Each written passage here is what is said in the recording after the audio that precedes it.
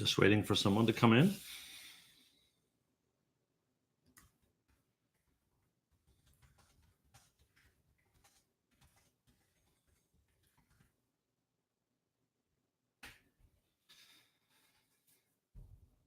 So guys who just came in, as you can see in the topic here, I want to talk about kit bashing today. And if you don't know what that is, let me know in the comments.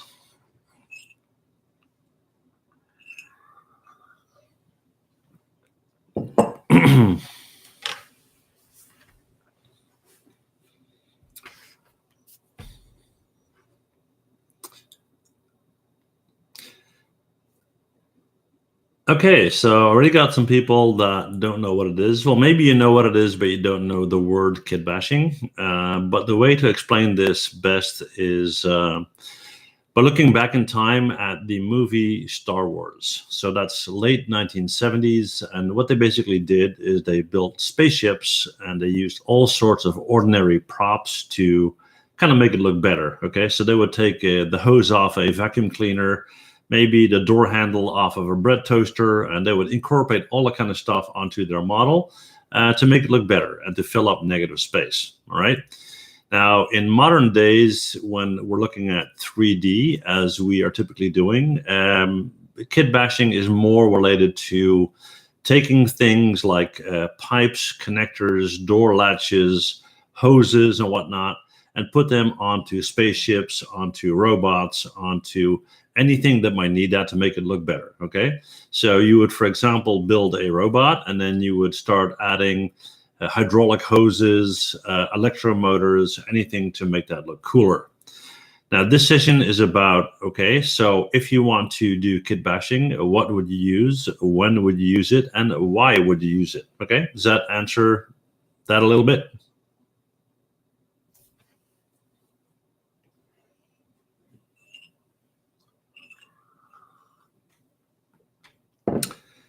And what I want to talk about here is, okay, you should not just put anything onto your model. The more it makes sense, the better it will work. For example, if you want to move, let's say, a vehicle from front and back, left and right, it would typically be mechanical. If you have a robot where it has very heavy parts, heavy arms and whatnot, you would probably use hydraulics. If you have something that is really detailed, lightweight and whatnot, you would probably use air hoses. But you can also use jet fuel and a lot of other things, right? So what I'm looking to hear from you guys is what kind of projects you have been working on, what kind of kit bashing you have done, and why you have chose to take that specific choice, okay?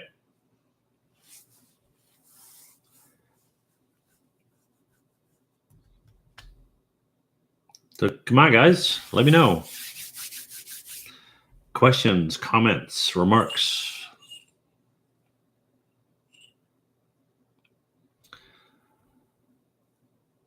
Okay, so could I do a collaboration with Blender Guru? Well, that's not necessarily the topic for today, but yes, I could. So Garfield Gamer, hi. You got any question about kit bashing?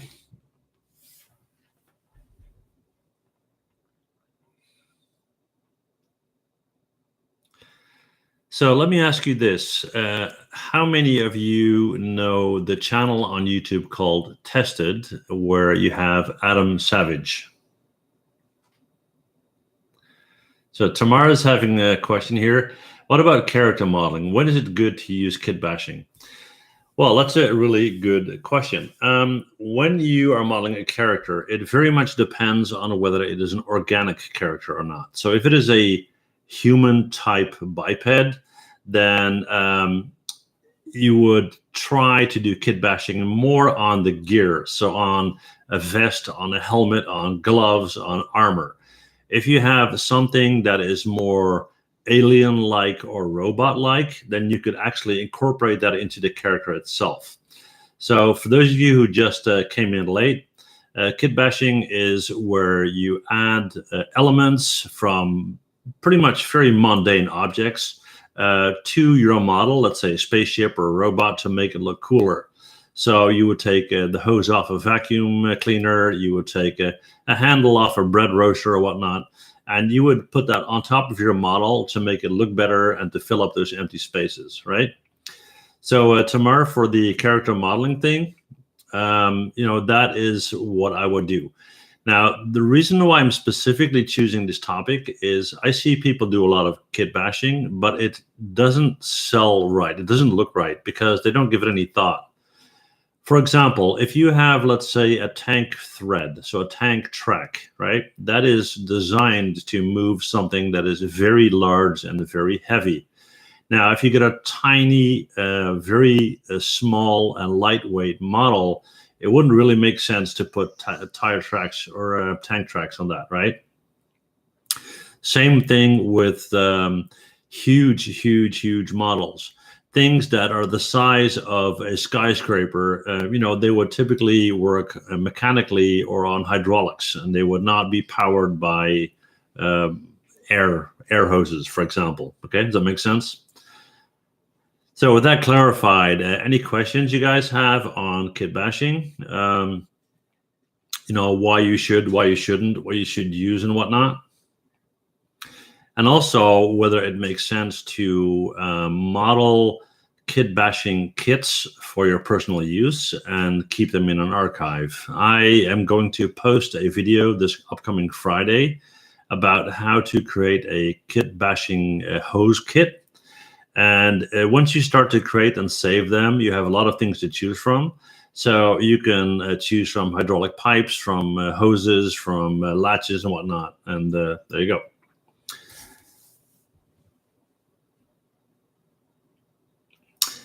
Okay, so Gallia narbonensis, wow, a complicated name. Would having a collection of pre-made ears and noses that you attach to an organic character be similar to kit bashing? Well, not officially. That's kind of more saving assets to add to your model. The literal definition of kit bashing dates back into the 70s, where you would have these model kits like airplanes and boats and whatnot, where you had to break apart those pieces and glue them together. And what people would do is they would have parts left from one model and parts left from another model, and they would add them together to make something completely new. That's the original kit bashing, if you will. So in 3D, what people do is they go online and they order a whole assortment of hydraulic hoses, latches, doors, whatnot, and they will use that on their model that they're making. Okay.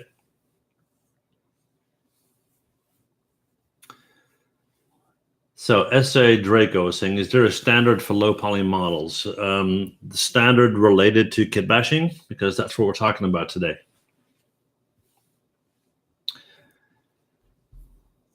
Okay, Mark is asking how to model some small things like ornaments. Well, the thing is, again, it has to make sense. I mean, small items usually have a fairly high poly count if you want them to be considered real or good looking, and it will add a lot of poly count to your model. So it's important, whatever you make and whatever you add to your model really adds to the value of the model in the sense that it looks much, much better, okay? Okay, so what else, guys? Let me ask you, any of you guys actually do kit bashing? Okay, good question. Felipe is saying, how would you use kit bashing for environments? Well, for example, let's say your environment is an abandoned industrial area. Well, what you would have is you would have old containers, you would have crates, you would have canisters, you would have jars, you would have pipes on buildings, you would have wires, all that kind of stuff.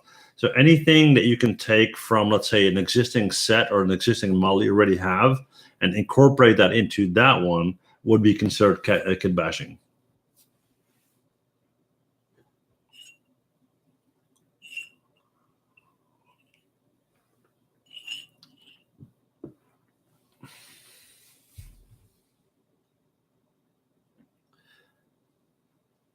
So yeah, so a lot of people use an asset database. The thing there is that if you have a lot of assets yourself, of course, that's cool. I mean, you can use that. But that's not quite the same as kitbashing. Kitbashing is to come up with new ways to create something completely different. So I'll give you an example. Let's say you have a model of a lawnmower, the model of a couch, and the model of a motorcycle, and your assignment is to use that stuff to build a robot. That would be kitbashing. You would take existing parts that mean something completely different and get really creative and come up with something very new. And actually, that is how transformers were developed originally. So Michael is saying we have a treasure room that needs filling. Would kitbashing be appropriate for filling this empty room with some kind of coins and golden items? Well, of course, but again, that depends on your scene. But what I personally do is whenever I make an object that, for example, has connectors or pipe connectors or anything like that, I will always save out those little components as separate parts. So I got a huge archive of wires, cables, hoses, and whatever. And if I need hoses for a scene, let's say I'm doing a robot, I will open up a scene of, I don't know, an hydraulic or electric lawnmower, and I'll take those parts and use it for my robot, right?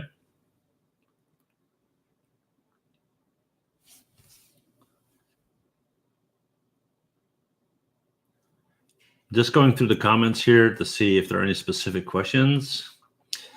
And my question here is, have any of you ever did that where you would take 3 random objects and use them to create something completely different? So Terry, welcome to the chat. Thanks. I'm glad you like my channel. As far as the ray trace tips, we are specifically talking about kitbashing today, and I would like to stay on topic if that's okay, right? So what I was talking about, this YouTube channel called Tested by Adam Savage, one of the former Mythbusters. Have any of you ever seen that? Because this guy is the original kitbasher. He basically invented it.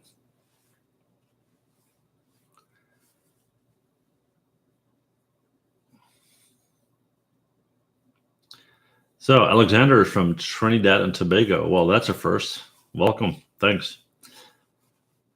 So I'm even considering maybe doing, and I would like your thoughts on this, maybe doing some kind of monthly mini challenge on my channel, where I would come up with, I don't know, 3 random topics and ask you guys to model something based on that.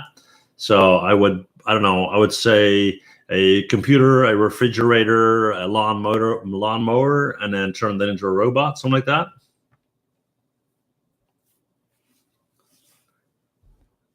Okay, so it looks like a couple of people are following Adam Savage. That's cool.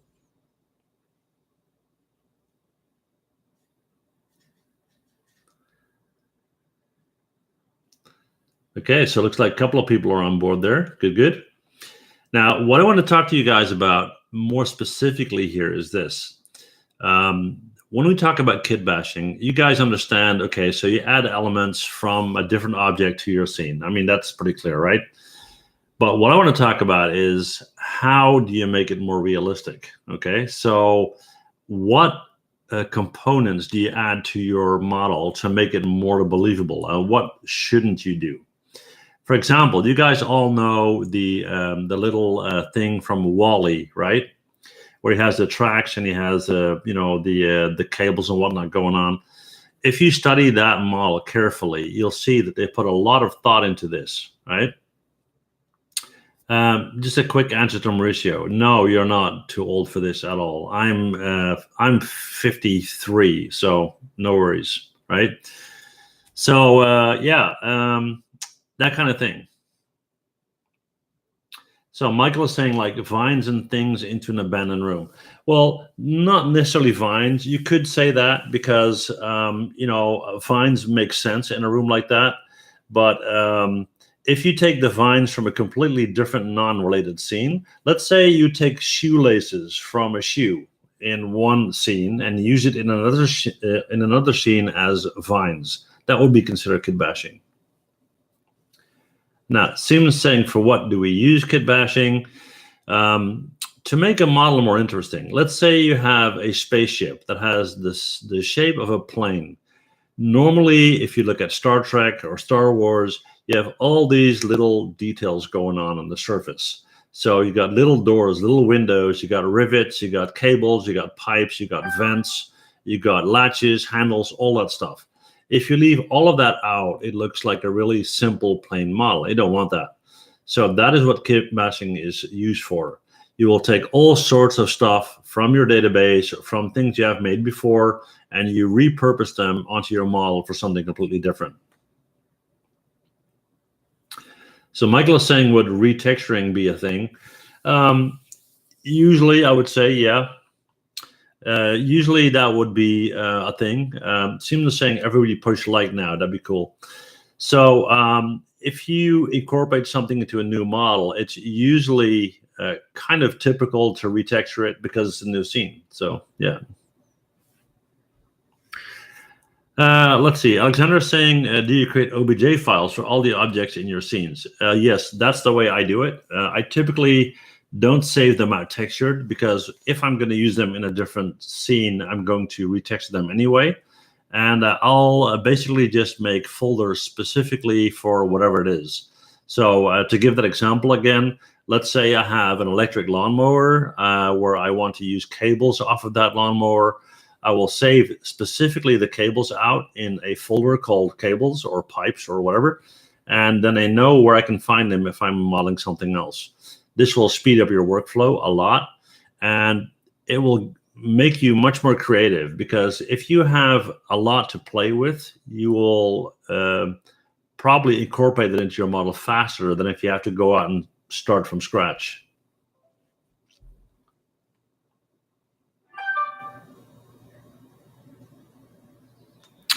So Tamara is asking a good question about, you know, what the definition is between a kitbashing and just putting different objects together.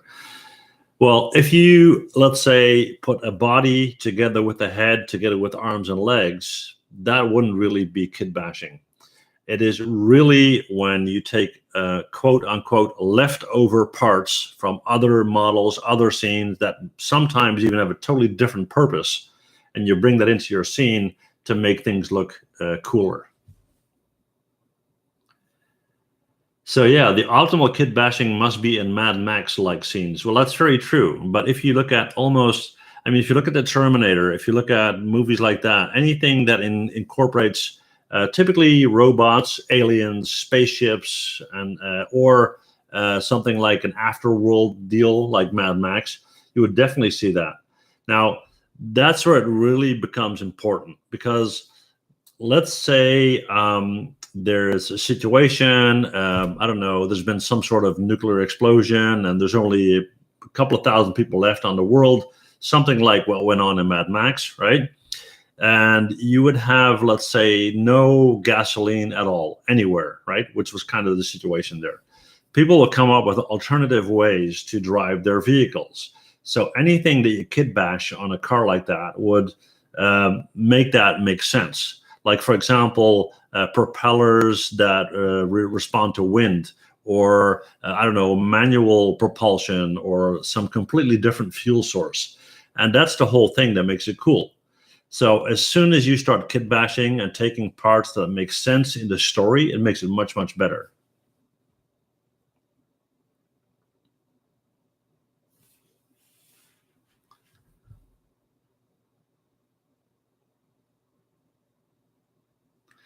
So would kitbashing blur the focus of the image's main idea? Well, not if you do what I just said. I mean, I'll give you an example. Let's say I ask you to do a generic spaceship, and I don't say anything else. You'll come up with something that looks like maybe a plane or maybe Starship Enterprise or whatever, right? And then when I start to add information and tell you about the backstory, then you can start to figure out, okay, so now I need to add kitbashing to make that story more plausible. So let's say, for example, the sail off of a pirate ship on top of a spaceship. That wouldn't make sense unless your story supports that, right? Let's say you have a planet where there's a lot of wind, but there's no fuel. And you have wheels underneath your spaceship because you're out of rocket fuel, but you do have wind. You would change that kind of thing. And once the story is told and your model is part of that story, it makes absolute sense. If you had something like that in outer space, it would be completely ridiculous. So it has to support the story.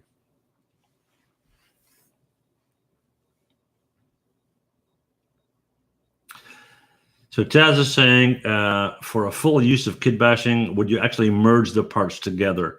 Well, the thing is, you don't have to do that. I mean, you can merge it together, but it's also fine to group it together. It all depends on whether you're going to animate it or not, whether it's going to be deformed, whether it's an organic topic or not. You don't always have to merge vertices.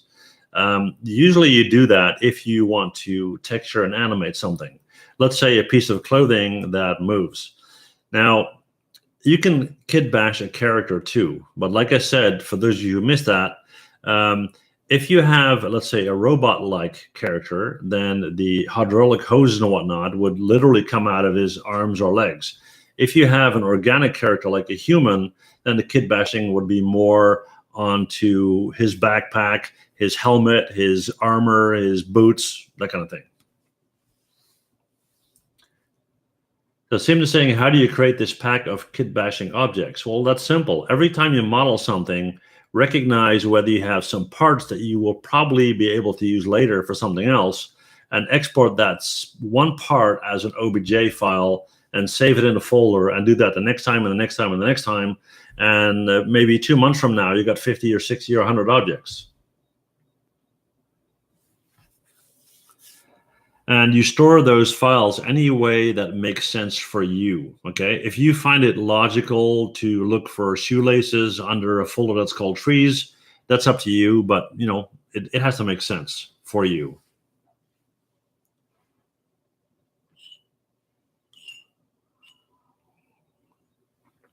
So the next thing here is, would you put your kitbashing objects in a high poly mesh and bake them into your normal map, or would you use them separately? Any questions on that?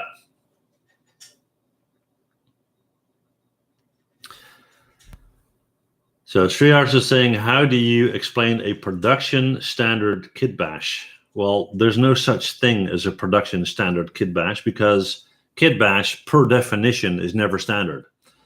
It is like playing with Legos, right? I mean, you got a model that you need to make look better, right? So you come up with 500 pieces of junk that you have no idea what to do with. And you look at your model and you decide, I'm going to put this on or not. That's kitbashing.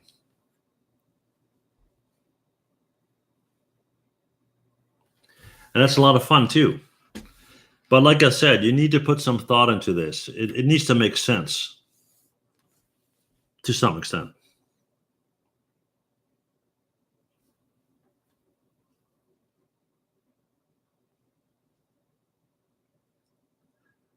I'm kind of wondering actually what you mean by standard kitbashes, but okay. Let's see, the high resolution, I think each part would have its own high poly and low poly version, correct? Well, I wouldn't do it that way. What I would do is, depending on the type of kitbash, if there are small parts, what you typically see on spaceships, I would make a low poly version that has no kitbash at all. I would put all the kitbash on the high poly if it's not too extreme, and then I would bake all of that into a normal map, because otherwise your low poly is going to be way too high.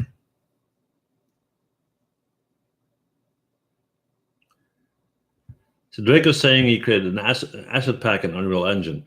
Game Engine do that quite a lot, and I hope you guys understand how important kitbashing is. What I would like to ask you guys is, whenever you look at a a new movie, a new cartoon, a new game, or whatever, try to identify kit bashing items and try to give it some thought why you feel that it's appropriate for that model or not.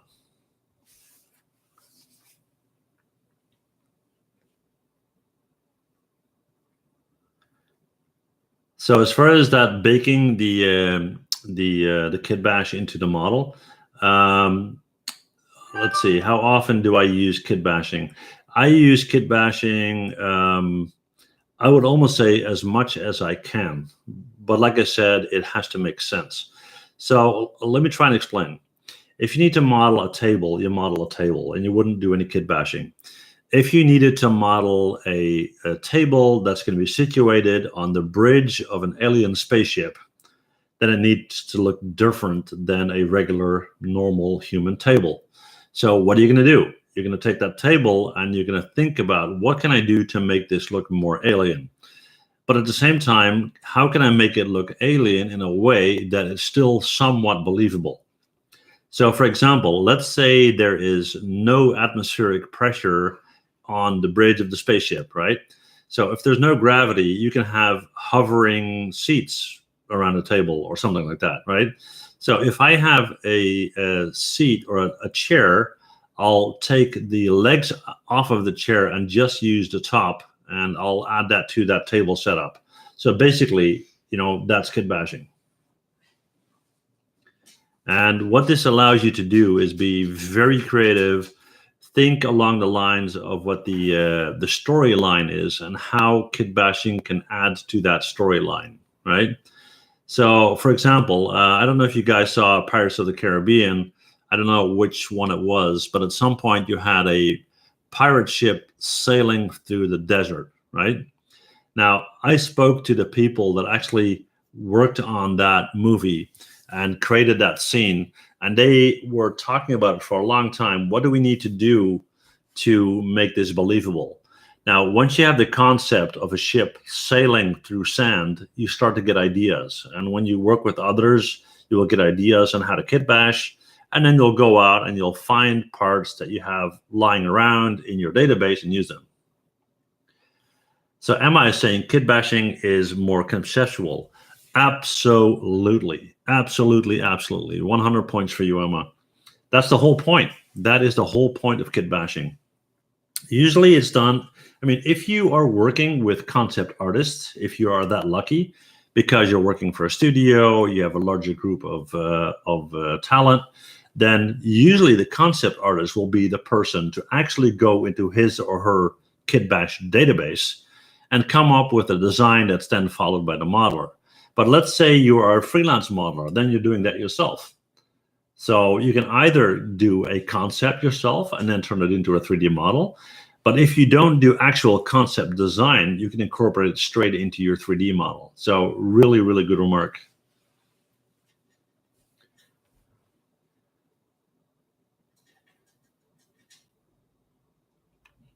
Is there a way to contact me with questions? Yes, there is. And what I'll do is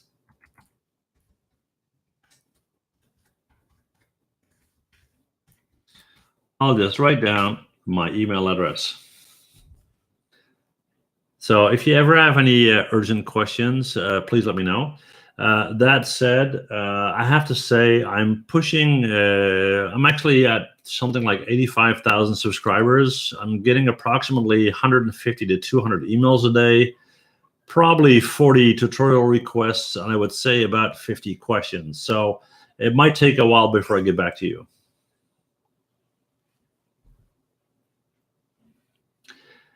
Okay, so yeah, good idea. Blade Runner is one of my favorites, and whenever you do something that is cyberpunk, steampunk, something like Mad Max themed, or anything like that, you know, that's ideal for kit bashing.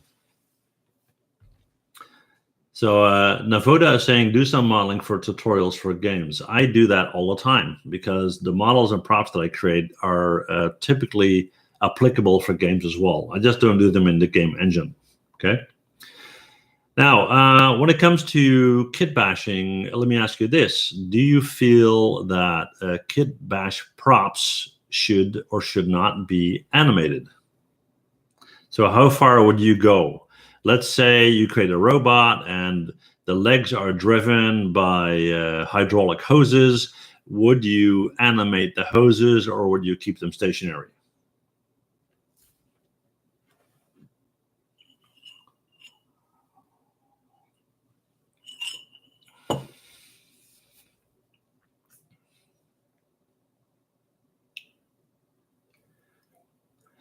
Okay, so I'm seeing the comment there, animate. Now, the reason why I'm asking this is keep in mind that if you have a model and you start to do some kitbashing, keep in mind that you are creating more work for yourself. So there's a thin line between what makes sense and what is still doable. So let's say you're working for a customer and you kind of think it's cool to animate every hydraulic hose. It's really easy to overrun your budget or overrun the time you have available to do that model. So be careful with that, okay?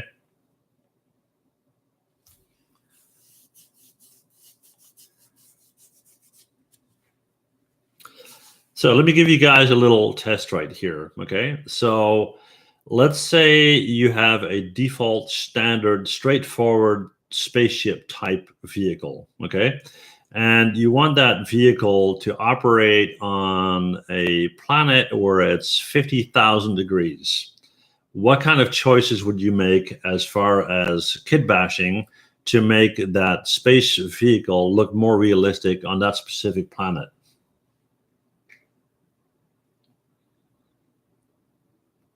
This actually might be quite a good idea to do in one of my future videos where I kind of challenge you guys to do something like that. So any thoughts on that? Have some vents. Well, yeah, for sure. But if you got some vents and it's 50,000 degrees, there's a chance that heat is coming in through those vents as well. On the outside of the ship, there you go. Now, you would definitely have some sort of oxygen situation, right? So you need the person that's in the spaceship or operating the spaceship to be able to breathe normal temperature air. So you would either have a situation where air is generated in the right temperature, or you would have some kind of contraption that would cool the air down to a point where it can actually be, they can breathe it. So that's a good concept piece. You can try to put some sort of canisters on the outside where you have a vent-like looking situation. Very good. Heat shielding. So avoid, ceramics, like for example on a space shuttle. Very good. Yeah. And the reason why this is so important is whenever you do something that is science fiction, or let's say it plays in the year 3500 or whatever, we don't know what's going to be developed by then, but we do want to be able to relate to some extent. So if you see a model where there are parts on that model that kind of look like something you know, or even something you can figure out, it's much more believable and it will be better accepted. The example here is that Wall-E model again, right? This is running on tracks and it's self-sustaining, and we don't know anything today that can do that. But nevertheless, because of the way it's set up, because of the cables running to the eyes are basically telescope lenses that can be moved. So every part that we see makes sense to us, and therefore the character is believable. Okay, does that make sense? Let's see. Also say a lot of knobs and bump-like blocks. Well, yeah, that's something that most people do when they do kitbashing, is they populate the model with simple squares, cubes, rectangle shaped cubes, and things like that. Problem is that I personally think unless it's really, really small, that it really doesn't cut it. People are so spoiled nowadays. We are such accustomed to very high level and very detailed models that it has to be a little bit better than that. I'm seeing some people asking me to do character modeling tutorials. Although I do model characters, I typically do not do that in tutorials. And the reason why I do not do that is because modeling an organic shape like a face, hand, or whatnot properly takes a lot of time. I don't want to do videos that take hours and hours and hours. And because I don't do that a lot, I mainly do props and environments. I'm not really good at it either, okay? So let's see. Currently modeling Ironman. Well, the thing is, if you're making an Ironman type of character, it will be okay. If you're actually making Ironman, I would definitely not change anything. I would stick to the concept for the simple reason you're making Ironman for a reason, that people can recognize it as Ironman, and you have to be true to the original as much as possible, unless you do a spin-off and come up with something that is similar to Ironman but not the same.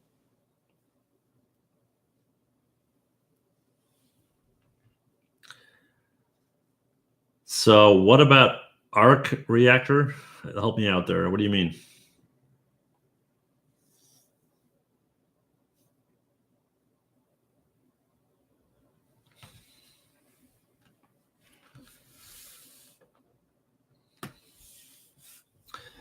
So I assume you're relating to something like nuclear power or whatnot. Now, that's kind of the easy choice, I would say. What happened in the 80s and 90s, so 1980s and 1990s, anything that was futuristic would have nuclear power, because that supposedly can, push or move anything, and you don't really have to explain a lot, right? So at some point that was so overdone in games and movies and whatnot that people just didn't buy that anymore. Now with the whole environment thing going on globally, it would make much more sense to use elements to kitbash a model that would tie into that whole environment awareness. So solar energy, wind energy, and that kind of thing. Oh, the Ironman arc reactor. Yeah. Okay. So, well, and what do you want to do there? Change the color or what? So the question is, I see a question here, whether I'm excited about the new NVIDIA ray tracing cards. Little bit. I haven't seen it yet. Haven't played with it yet. I'm happy with what I got just now. I've been trying several graphic cards over the last couple of months, and I just want to leave things alone right now because I don't want to upset my system too much. I do see that things are moving very much towards GPU-based rendering systems. So that would be kind of cool to see. Okay, guys, I want to go for, let's say, another 7 minutes, which will take us to 45. So yeah, let me see if you got any more questions. Yes, Tony Stark does kitbash for sure. But the thing is, this is the same idea as if you were to model Batman and make him look completely different.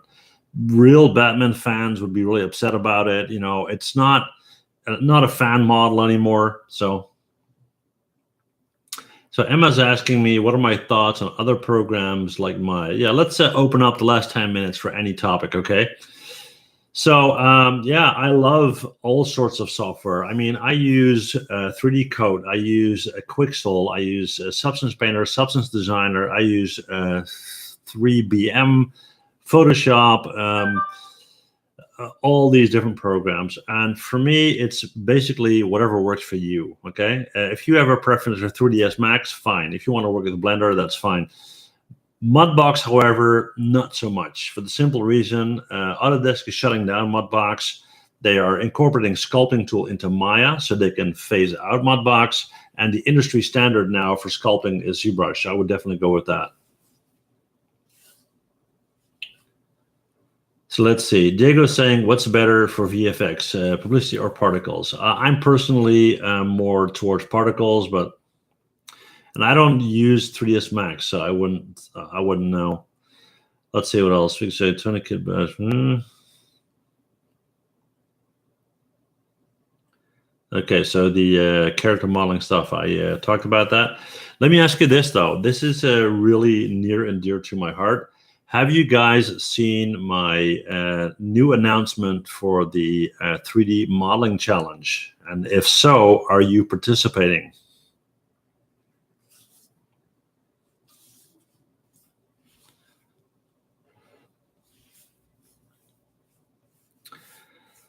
So Janos is saying planning to. This is going to be huge. The entries are going to be shown to almost 1 million people.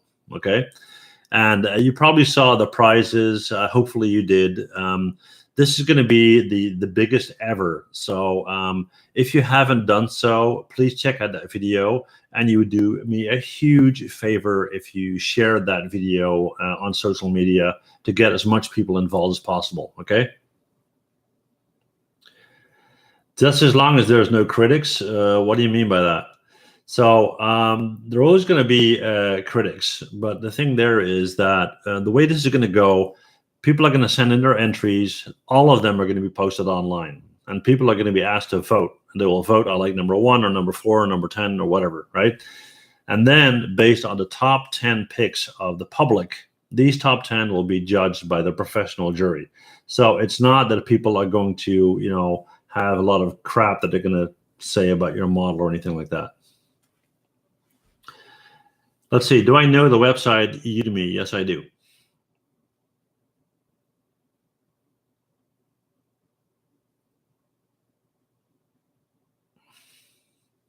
Well, if you're a low poly artist or not, that really doesn't matter. For some reason, people think your model has to be crazy high poly and super realistic and whatnot.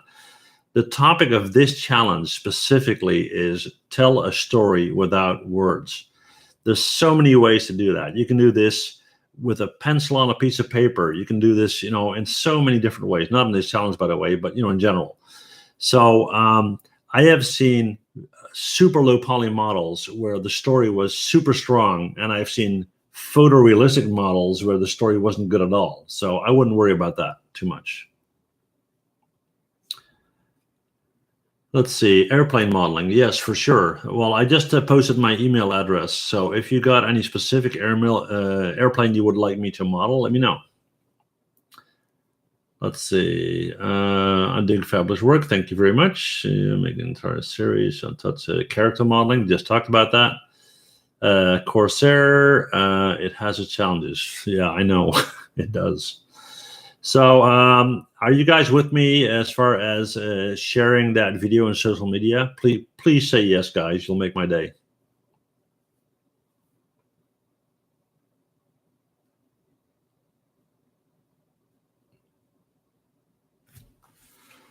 Let's see here.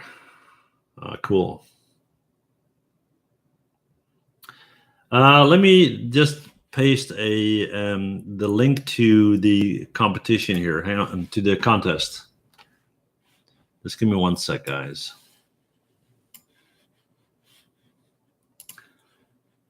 Just want to make sure that you guys don't miss this, okay? So if you give me 1 second, I'll just go in and I'll share that with you.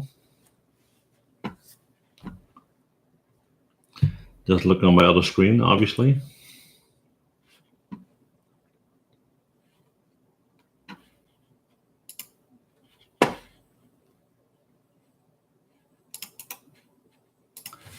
And I'll post it right here in the comments. Okay, so that's a link to the contest. And even if you are not participating, please send it some love for the people that are, because people participate to get exposure for the work, as we all do. And yeah, it's really, it opened 2 days ago. The cutoff date is November 15th. Okay.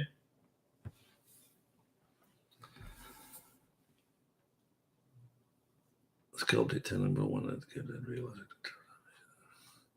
Okay, so considering the time, I'll do one more question, and that's related to character modeling.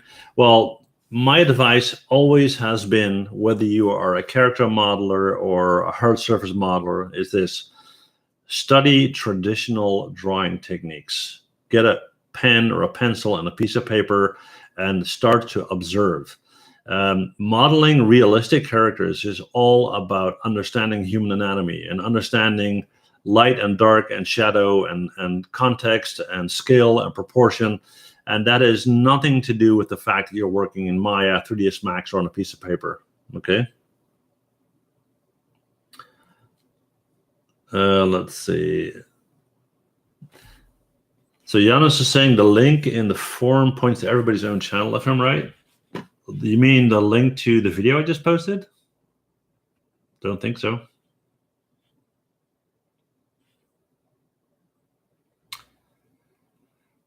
Okay, guys, well, I'm going to wrap this up. We're at 45 minutes. I could go on and on forever because you guys rock and are awesome and everything. Let me see. I'll just, let me do this. I'll just take the name of the video, okay? So just go to YouTube and literally paste in this text, and you for sure will have the correct video, okay? So I want to thank all of you very, very much for sticking around, and I love you guys to bits. You are the reason why I do all this stuff. So thank you so, so much, and I'll be back with you guys soon. And the next video is going to go up on Wednesday, okay? You got my email address. If you got any questions, let me know. Thank you so much. Take care, and see you guys soon. Bye.